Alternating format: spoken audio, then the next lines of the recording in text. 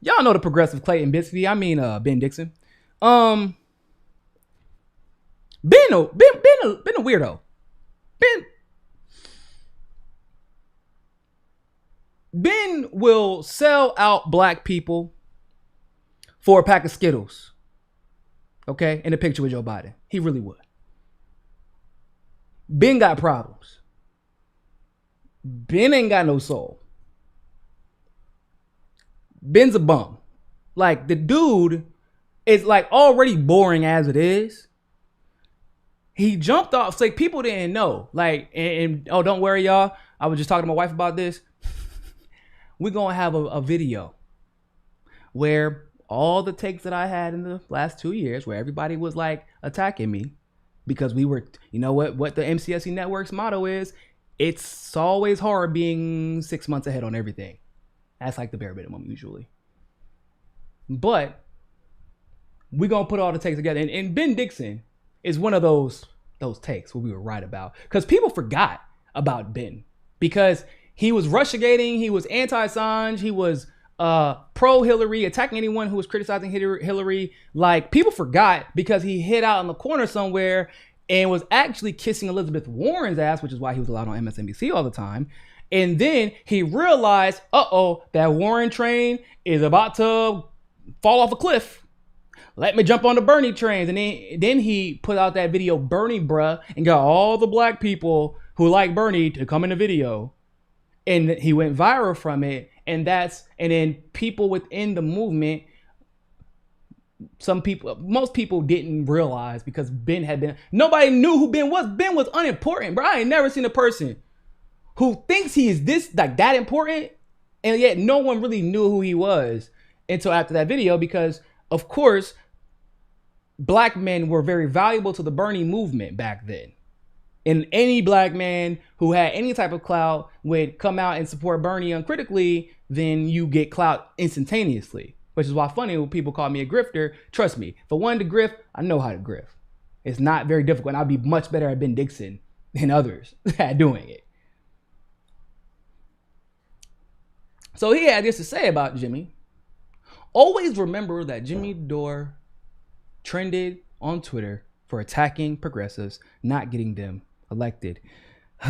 Except, here's the thing, did the AOC's first major interview, not first interview, but definitely the first major one. Funny enough, my little homie Michelangelo here in Miami was like one of her very, very, very first interviews. It's kind of funny, but that's Jimmy, like her going on Jimmy's show was a big deal because like no one knew who she was. This is before that viral video. No one knew who she was. Ben Dixon, no one knew who Ben Dixon was, so even if she went on his show, nobody would care. So there's that. Jimmy interviews progressive Democrats, progressive independents, progressive Green Party people, goes to events. Well, before COVID, would go to events. Like, Jimmy has done infinitely more. But I know because I be there a lot of the times with other people who are actually working on the ground and trying to do whatever they can with their platforms to fight for people, not politicians. Always. So, hold up. See, there's always a little bit of truth. They always sprinkle a little bit of truth in these little lies they tell. Always remember, Jimmy Dore trended on Twitter. Oh, that's what you upset about. That's where it should stop. Always remember Jimmy Dore trended on Twitter, and I never could. Always remember Jimmy Dore trended on Twitter for telling the truth about the establishment that I never would. Always remember Jimmy Dore trended on Twitter, and after this election, after I uncritically kissed Joe Biden's ass and attacked black people for not voting for Joe Biden, and then immediately Joe Biden swerved Black Lives Matter, that I will be a hack and Jimmy trending #1 on Twitter. That's what he really upset about, y'all. See, but once again, y'all, this isn't really new for Ben Dixon, and we gonna get into that. So, hold on, I'm not gonna do that one first. I was about to get ahead of myself, y'all.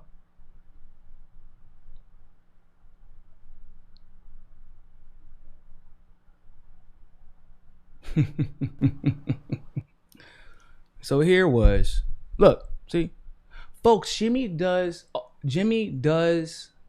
is a washed up, I'm assuming that's autocorrect. Jimmy is a washed up comedian cashing in on YouTube. I mean, I'm cashing on YouTube too, but I'm not doing it attacking progressive politicians and insisting, the whole excuse, right? Yeah. Except for, like, you're not progressive. Like, you cash in by selling out progressives while pretending you're progressive. So my response to him was, Ben Dixon is literally a washed up pastor who immediately became a washed up commentator who no one cared about until TYT let him ride their coattails. This man is more concerned with crying about Jimmy using his platform for economic justice than holding politicians accountable. I think that's a pretty fair assessment, right? Pretty fair assessment. Right? I think so. How do I know? Well, let's look at some more Ben Dixon takes. I uploaded a new video. Julian Assange and WikiLeaks asked for favors of Trump. Asked favors of Trump. Oh, hold up. Did y'all say Ben Dixon was a journalist? Am I getting that right? A journalist? Sure that this issue totally is irrelevant to him. Totally unimportant. Had no implications on his career. Hate to tell you guys, but Assange was only working for Assange. Sorry, but Julian Assange irks me. Not the leaks, those are needed, but Assange. What the what does that even mean? Oh, so hold up. So you don't like Assange because of what exactly? I'm confused. So did you have a problem with Assange when he was exposing George W. Bush, and then Obama and the Democrats benefited from that? Like, did you have a problem with Assange when that happened? Like, what did yes, no, maybe so? Like, did you have a problem with Assange when, like, outlets like CNN and others were talking about he deserves a damn Nobel Peace Prize or a Pulitzer Prize? Remember that? No. So you only have a problem with Assange because the information that he happened to reveal this time, at least in 2016, was about the Democrats. Oh, the coonery. Oh, it gets better, people. Shout out to Lucas. One of our researchers went back digging because y'all know Ben got me blocked. Ben, he liked to talk about this and wanted to mention my name, but he got me blocked. See, I'm not a punk ass. So I don't block people. I debate people. I block some bots. I'm all about blocking a bot that got 200 tweets and, 150 of them is just replying to me and Fiorella and Pasta. I don't have a problem with that. But I don't block blue checks and other popular Twitter accounts. Why would I? I'm not engaging in bad faith and I know what the hell I'm talking about and I'm honest. So I don't have anything to run from. Ben didn't like the fact that I was calling his ass out. And I was like, okay, then just debate me. Block! Block! Sandbagging is a euphemism. Stick to the facts. Assange is tweeting about Mueller and his role in going after him. No, Assange is using his platform to undermine the results of the investigation before it comes out. Wow. It's very interesting to see Benjamin Dixon take the side of Donald Trump's administration regarding Julian Assange, isn't it? Because effectively, that's really why Assange is being tortured right now. Because he exposed the establishment and he undermined the establishment. That's always the root about what everybody hates about Assange. That's why the neoconservative establishment hates Assange. That's why the neoliberal establishment hates Assange. And of course, at the end of the day, Benjamin Dixon's going to do whatever benefits the establishment because that's the coattails he's trying to ride. Let's not talk about everything that was exposed. Let's not talk about the fact that Julian Assange couldn't even go to Russia because he exposed their government too. But Ben was a Russiagator. Ben loves some Russiagate. Otis Buckley, thank you very much for the tip. We need unity among our community and black progressive, as there aren't that many black progressives. At least not. You're right. There are not a lot of us with a platform, with especially black women. And y'all, as you all know, like we try very, very hard on this network to bring on as many black voices as possible. In fact, the Convo Couch, from all indication, have literally had the most black people on their channel doing interviewing black candidates that no one else would interview, because like they were running for city council or like, you know, commissioner, the jobs that matter, but like that isn't like a sexy interview for the big channels, especially not the white neo-progressives.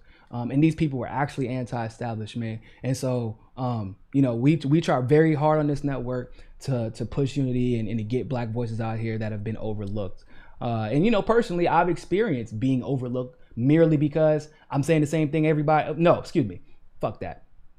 I'm right more than almost literally anyone else because of my experiences within politics. I actually have more political experience, like actually on the ground, strategizing, policy drafting, like actual congressional policy, like worked in health insurance, like actually started the largest Bernie Sanders organization in the country. And yet, when people want to ask a question that actually involves strategy or something to that extent, they bring on some random Twitter person who literally has done nothing but yell on Twitter and had a little spicy take and can't actually give any experiential advice on how we move forward, or use that experience to tell people, hey, look over here, you're being played. Right? Like, and this is becoming, now people are actually starting to see it. And like other black progressives, because we've actually had to go find each other. It's weird. We had to go find each other on Twitter. Like, yo, I didn't know there was other black progressives on Twitter. Because we get like, we're not the ones who get uplifted. The only time, like I said, there's only a couple that get uplifted. And that's generally the people who uncritically were on Bernie's team. You weren't allowed to be on nobody else's team, because otherwise you're not useful to the progressive movement if you're black and not backing our favorite white guy, which is why you see a lot of what is bread 2 made up of, like the vouchers and the ContraPoints and you know the bread tubers. What is that made up of again? Bunch of white guys and white women, right? And a lot of them are racist. Like Vouch is a racist. Y'all think that that's not a coincidence? Stupid famous too. Racist as hell. It's because there's a little bit more racism on the progressive movement that nobody wants to talk about. That's a different conversation for a different day. But I really appreciate that. Oh, let me finish reading the rest of that. The one brother named Black may have said something negative about you in the past. I didn't see it. But I'm hopeful that we can get beyond that for the greater good. He would not agree with you on everything I've done. Oh, he would not agree with everything I've done either, as I was 100% Tulsi. Hopefully, he will also be looking to the future. If you're talking about Tim Black, he knows my phone number. He can call me for an apology. He can call me to apologize whenever he wants to.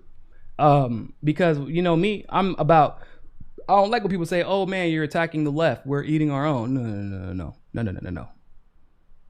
There's a difference between leftists, opportunists, and like actual leftists. And so I'm done playing that game. You know, and I appreciate the sentiment. I do agree with you overall. That's why I believe in uplifting the actual progressives who are engaging in good faith, where we know it's not about the bottom line, because the bottom line was what affected your decision to engage in bad faith smears to begin with. Yeah, you can make up now, but eventually it'll come back full circle and you'll do the same thing again. We've seen it over and over again. But I do agree with you overall. Charlie Marks, thank you very much for the super chat. Much appreciated. We got another one? Oh, okay.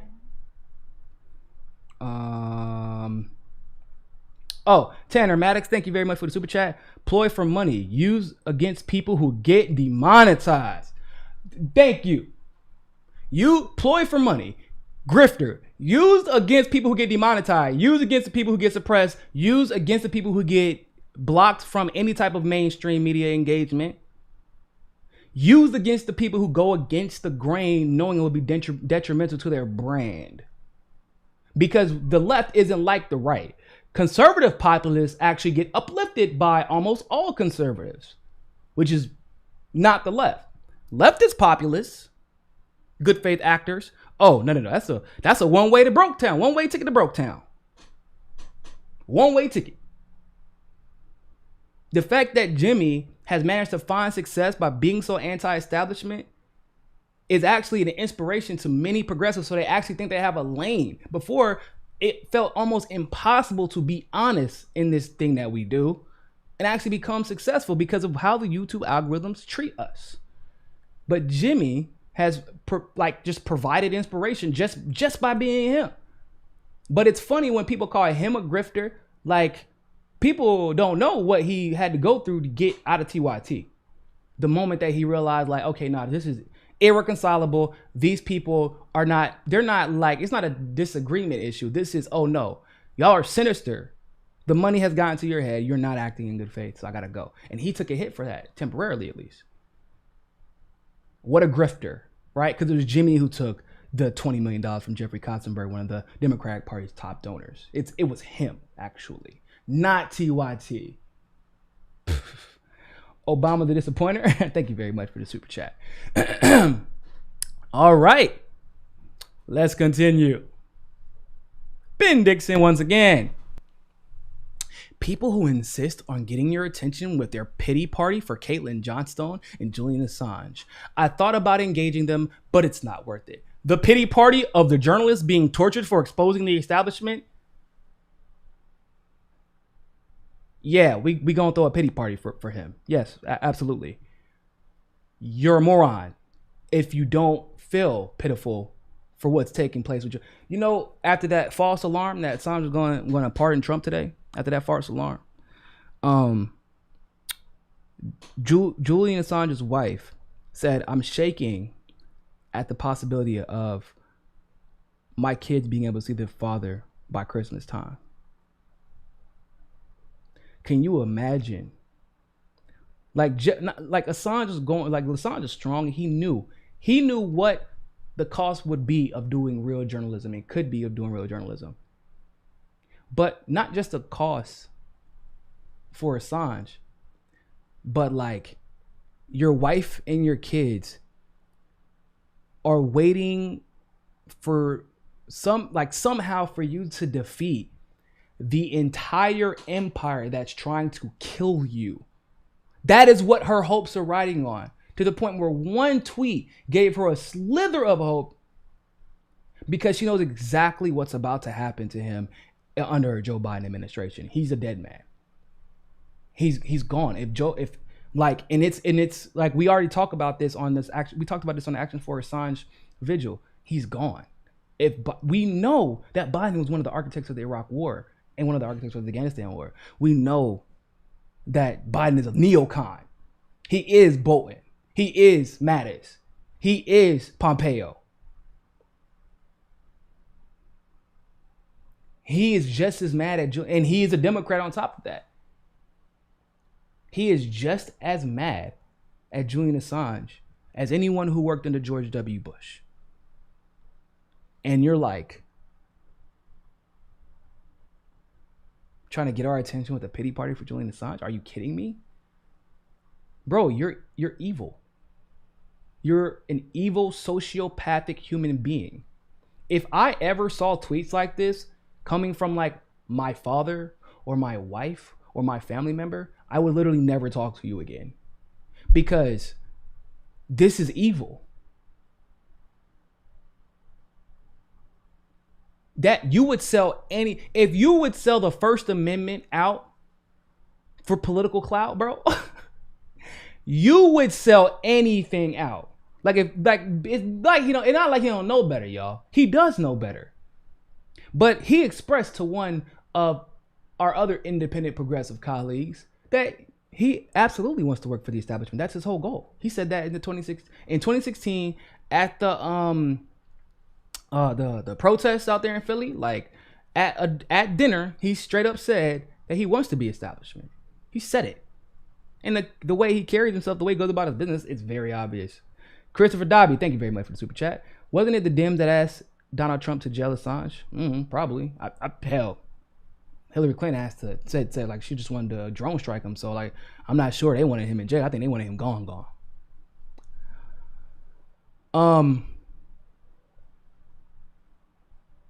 Hold on, there was another tweet that I wanted to show y'all. This is just how I felt generally about the whole situation thus far. If you're finally getting on board with holding Dems accountable in some meaningful way because you saw Jimmy trending #1 and you wanted to jump on the bandwagon, that's cool. But if you're someone who told us to concede power and vote for Biden without accountability for his 47 years of unconscionable corruption, please stop preaching. This ain't your part of the show.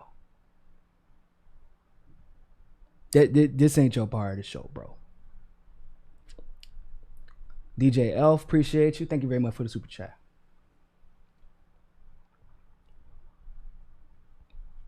Jimmy isn't saying anything new. AOC's waffling, her convenient cowardice isn't new. It isn't new. And let me go ahead and tell y'all why people didn't see it and why people are seeing it now.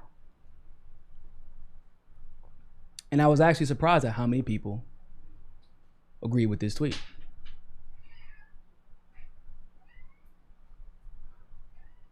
Hold up.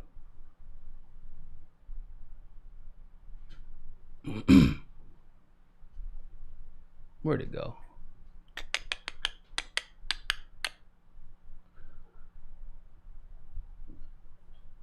There we go. This is fun. This is gonna be a fun one. Cause I know a lot of my MCSE fans gonna feel this harder than anybody else. You know, no offense to everybody else, but they just gonna feel it. They gonna feel this. Y'all ready? Now that people can't use Tulsi as an excuse to deflect because she's out, Bernie as an excuse to forgive because he lost, and Trump as an excuse to gaslight because he got beat, people can finally see what some of us have been saying about AOC for a year and a half. Can I repeat that one time for the one time, y'all? Now that people can't use Tulsi as an excuse to deflect because she's out, Bernie as an excuse to forgive because he lost, and Trump as an excuse to gaslight because he got beat, people can finally see what some of us have been saying about AOC for a year and a half. For all of my MCSC network veterans, what have we been saying about AOC? How much heat do we take for it? We said, are y'all not worried that the Green New Deal doesn't ban fracking and she keeps trying to pretend like she's for banning fracking? No, it's just because you like Tulsi. That's why you're complaining. So y'all not worried that AOC has been propping up Elizabeth Warren for the last 10 months before she finally used the PR opportunity to endorse Bernie Sanders? Like, she propped up his biggest threat, not because Elizabeth Warren, his slide, could beat him, but because she could take the most votes away from him because she kept calling herself Bernie, basically, without actually doing anything. Literally changing her positions on everything the entire time. The entire look, she kept changing positions. No, it's because you're just mad that Tulsi's at 2%. You don't want to get out Trump. AOC tweets about Trump.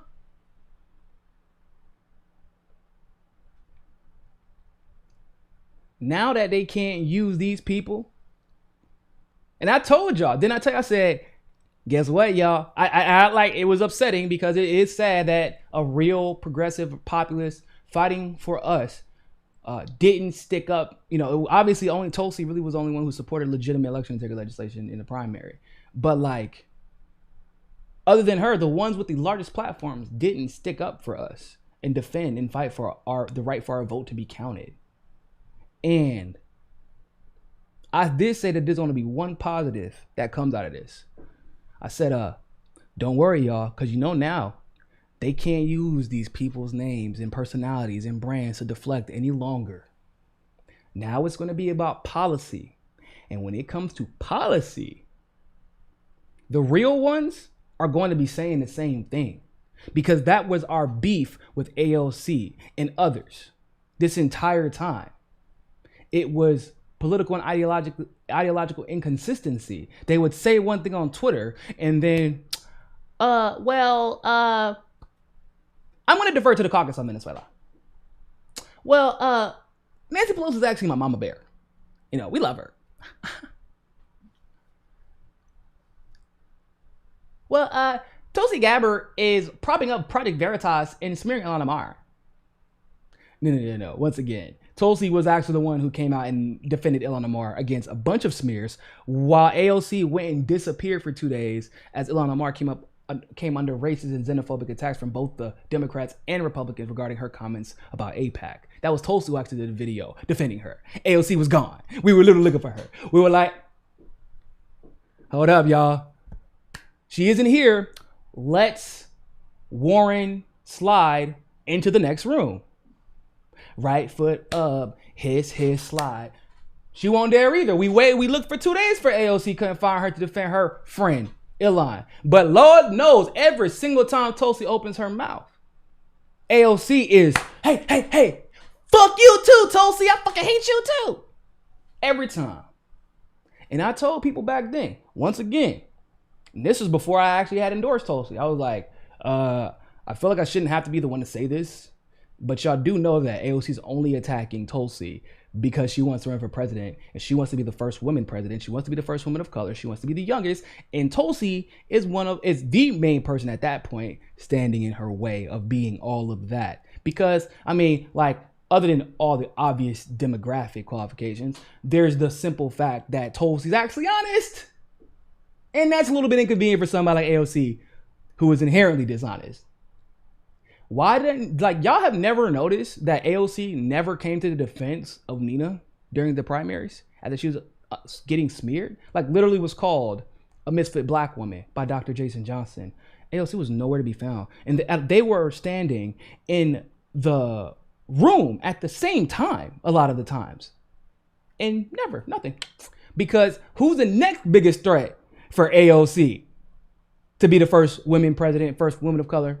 Oh, that's right, Nina. Oh, now it starts to make sense. That's why. See, Ilhan Omar can't run for president. I think that Rashida Tlaib could run. But I think that she was born in Palestine. Don't quote me on that. But so she's not a threat.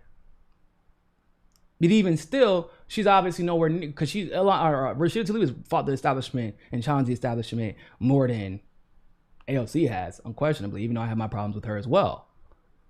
So, but she's not the threat that Tulsi or Nina would be.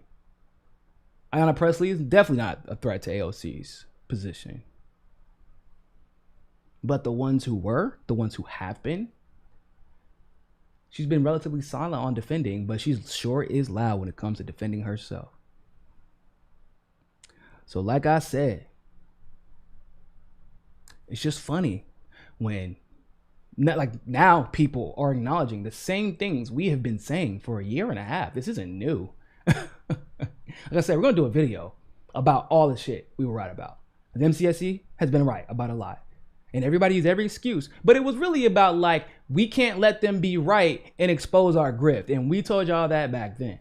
Shout out to the people who saw through the BS. Make sure y'all like and subscribe and share this video. Make sure y'all subscribe.